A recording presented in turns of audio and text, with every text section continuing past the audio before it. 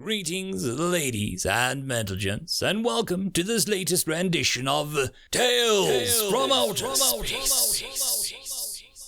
Taken from the subreddit HFY. All the relevant links will be down below. And as always, I hope that you enjoy, and if you do, please consider supporting the channel. Now, on to the science fiction. I would like to give a quick thanks to our Tier 5 channel members and patrons. Fallen Angel, Buzz Killington. Thank you again. Now on to the story.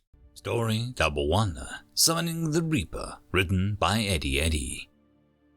The Volcrum had a unique way of waging war. As one of the psionic races in the galaxy, they disliked waging war in the normal fashion. Rather, they gathered a collection of champions together to create a mind construct to do battle with their chosen foe's mind construct. It is very civilized and unique. They have even developed a piece of technology that allows their foes to do the same. These mind constructs are drawn from the strongest emotions of the champions. The Volcrum champions are trained from birth to focus their minds and hone their emotions. Glory, passion, joy. Each champion embodies a single emotion to such a strong extent that they have a palpable aura. Most species assumed that the technology the Volcrum shared was modified in some way to assure the Volcrum would always win. This was until the Volcrum encountered humanity. This was until the Volcrum were introduced to the concept, so prevalent and so omnipresent that witnessing it manifest changed their very psyche. The war started out strangely, with the first declaration being accompanied by the invitation to a tournament being extended to all of humanity. It took humanity a long while to understand just how the Volcrum waged war and how to approach it. When the time came, humanity presented their champions. Two philosophers, an old soldier with a haunted, gaunt look, and a ferociously scarred woman, barely into adulthood. What the Volcrum first brushed off as the young species' attempt to cheat the game was only revealed after the fight had started. A large area was cleared away. The two groups of champions stood or sat across from one another, ready for the signal. The Volcrum champions linking hands and minds to project their warrior construct onto the field. A mighty soul, an insectoid predator from their home world, almost 15 meters long and 5 meters high, a mouth made of serrated, ringed teeth. Most of the Volcrum watched, recoiling in mild fear. Seeing such a large soul often meant death in the earlier years of a Volcrum evolution. Such terror was almost built into them. The humans, however, had no such mighty warrior, no titanic predator beast, or even as common as an idealized warrior variant of their species. What stood before the human champion was a simple figure, tall, thin, it carried no weapon but a farming tool, a scythe. Dressed in black and ragged robes, no creature could see its face. The only thing to indicate eyes were pits where the shadows darkened. The mind construct was not huge or threatening, but something, some deep set, some primordial fear that was switched on in every creature watching. This was not the fear of a mighty predator, or the terror of unrushing failure, but a deep-set instinctual fear that froze all onlookers in their seats. The fear of death. No galactic species had yet bested this unassailable wall to the afterlife. None had seen beyond it, and none had come back from it. And here, moving slowly, implacably across the field of combat, was the incarnation of it. The Volcrum champions attempted to defeat it, slamming titanic claws upon it, charging it with the bulk of the soul, even attempting to consume it. Each and every time the attack simply passed through the figure. Finally, the figure raised its scythe and swung. The universe stretched. There was not a sound unlike a wet finger across glass. And then the sound of a wire snapping. the Volcrum mind construct vanish, defeated in a single swing of the robed figure's weapon. Then came the noise of horror and fear. The Volcrum champions were on the floor, collapsed. Medical specialists rushed towards them, both human and Volcrum. The champions were dead. Humanity's champions approached, detached from their devices, yet their construct remained. There was much confusion. The scientists and Volcrum mind researchers checked the device. It was shut off.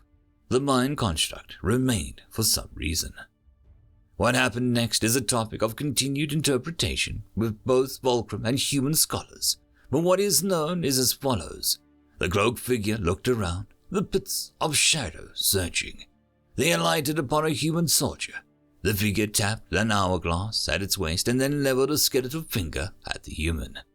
The black-robed figure lifted a skeletal hand and made a gesture to represent smoking before shaking its head and moving away from the group.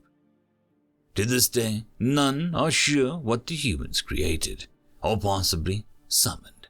But what is known is two things. Humanity and the Volcrum signed a peace accord and swore to never fight again. A treaty that still holds to this day. And whenever a human or Volcrum die, there is a tall, gaunt figure in a black robe holding a scythe there, awaiting their passing, ready to guide them into whatever exists beyond the black void of death. End of story. Story number 2. Ghosts in the Void, written by Eddie. All sapient species have a soul. This is a well-known fact across the universe. Indisputable, in fact. It isn't easy enough to prove. When a creature dies, its soul leaves for a destined afterlife. They are actually possible to follow and track.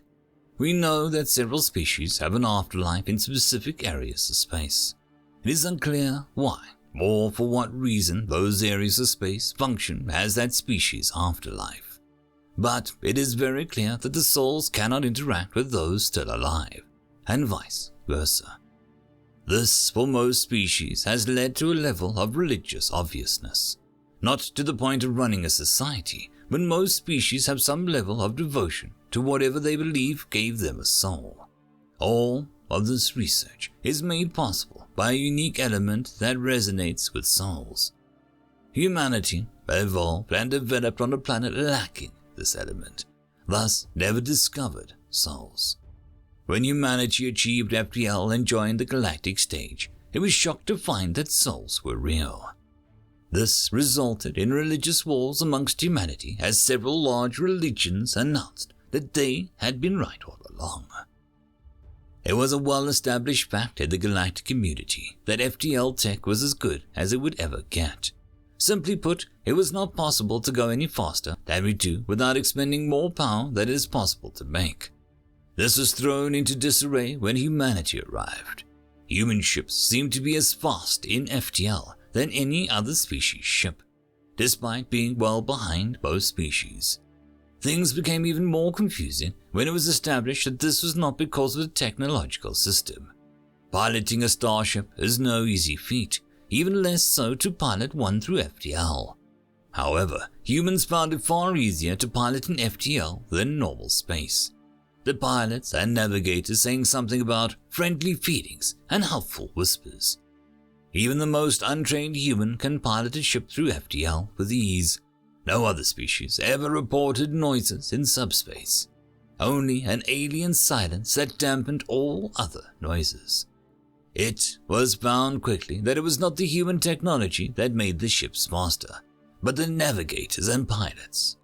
Within years, every fleet was paying double for human navigators and pilots for FTL. These two facts seemed to be unconnected until the humans decided to track human souls off to death, finding that it dove straight into the ship's subspace engines and vanished. The ships in question decided to make the subspace translation. This resulting overload of readings destroyed the soul tracking equipment. It appeared as if every human soul that had passed on had left its universe and exited in subspace. This is an intense debate amongst the scientific community as to why this is the case. Did the humans on some primal level know that they would one day go to space and achieve FTL, so they evolved a soul that could live on in subspace?